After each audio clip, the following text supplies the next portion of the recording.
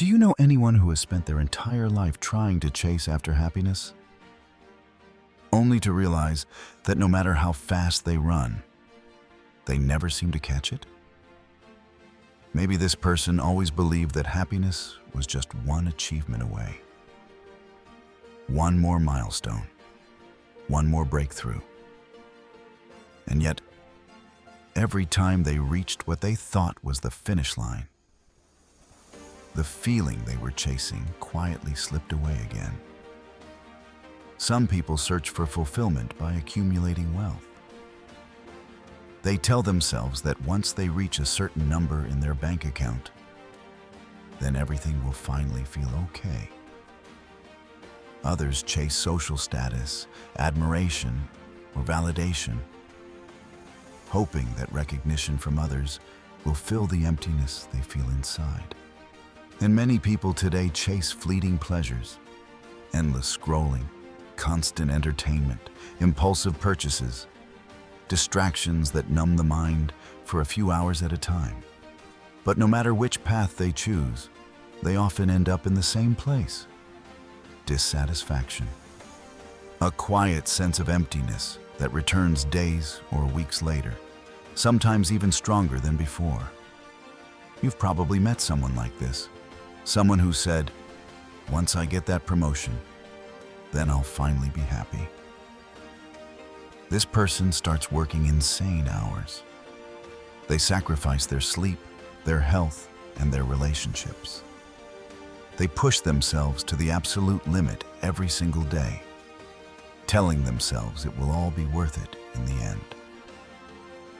But then, the end arrives. The promotion comes. The goal is reached. And shortly after, burnout sets in. The pressure doesn't disappear, it just transforms. The excitement fades. The workload increases. The sense of fulfillment they expected never truly arrives. And slowly, the crushing weight of their ambition begins to overwhelm them. Eventually, this grand plan collapses, and the person finds themselves right back where they started, feeling empty, exhausted, and now even more disillusioned than before. Because it's one thing to feel empty when you haven't succeeded yet. It's far more painful to feel empty after you've done everything you were told would make you happy. This happens more often than we like to admit. And maybe that person isn't someone you know. Maybe that person is you. But what if I told you that this struggle isn't a personal failure?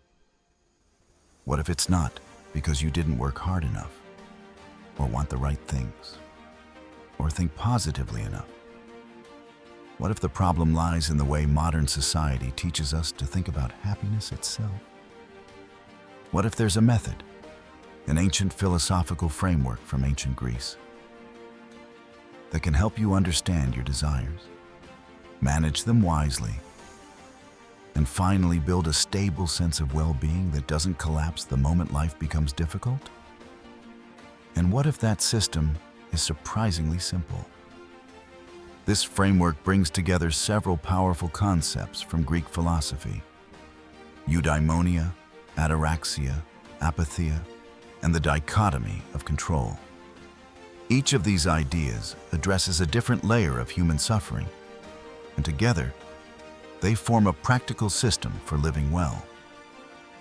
But before we go any further, I need to warn you. This philosophy goes directly against what modern culture teaches about success and happiness.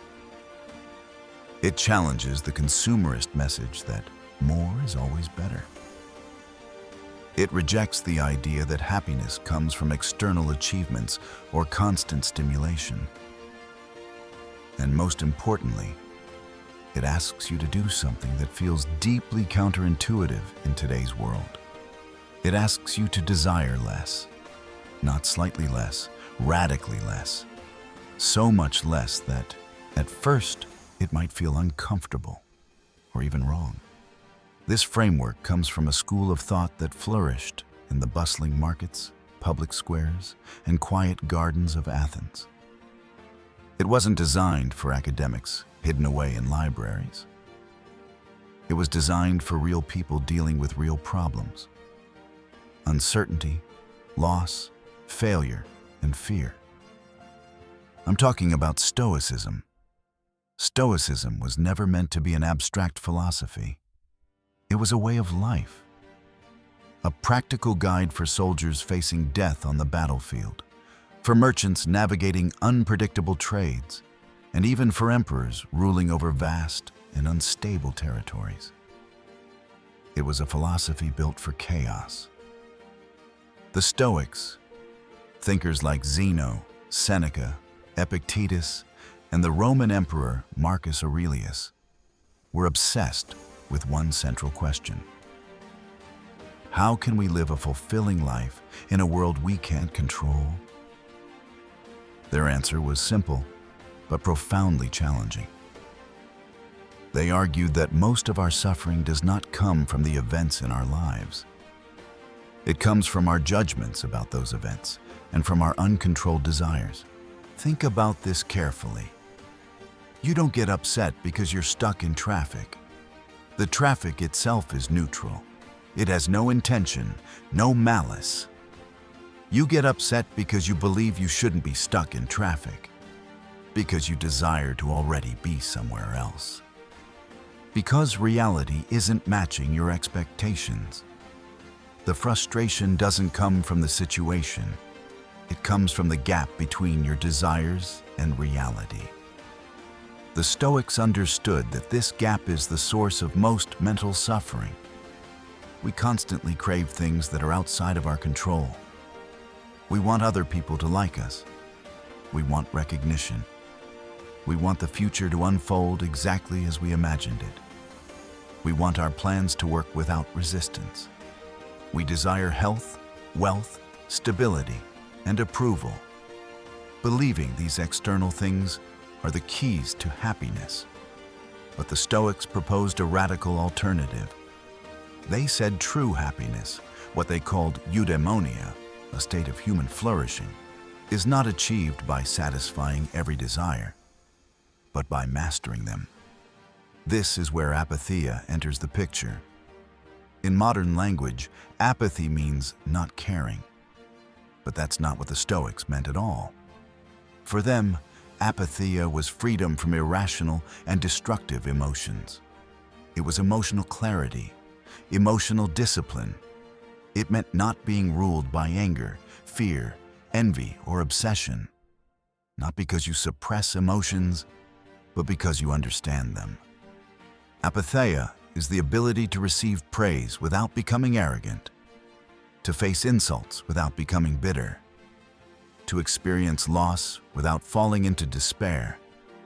It's emotional resilience, the foundation of inner stability.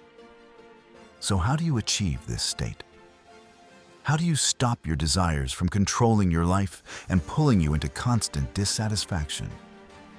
This is where Stoicism offers its most practical tool: the dichotomy of control. The Stoics divided all of life into two categories: things that are within your control and things that are not. What can you control? Your thoughts, your judgments, your choices, your actions, your character.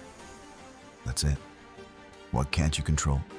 Your health, your wealth, your reputation, other people's opinions, the past, the future, almost everything. Modern society encourages us to do the opposite. It tells us to control the uncontrollable, to hustle harder to guarantee success, to shape our image to guarantee approval, to chase certainty in an uncertain world. The Stoics would call this madness. They believe that tying your well-being to things you cannot control is a guaranteed path to anxiety and disappointment. It's like trying to command the weather. No matter how hard you try, you'll eventually be reminded of your limits. Instead, Stoicism teaches radical focus.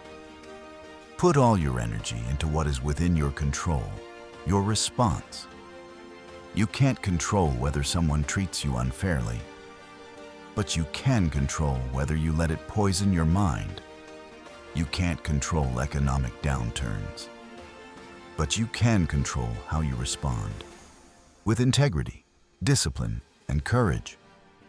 This practice leads to the Stoic ideal known as ataraxia. Ataraxia is a state of deep calm, tranquility, inner stillness. It's the peace that comes from knowing you've done your best with what you can control and accepted the rest without resentment. It's not numbness. It's strength. It's the quiet confidence of someone who isn't shaken by chaos because their stability comes from within. Now, you might be thinking, this sounds powerful but unrealistic. How can I simply stop desiring things? The Stoics anticipated this objection. They didn't argue that you should have no preferences.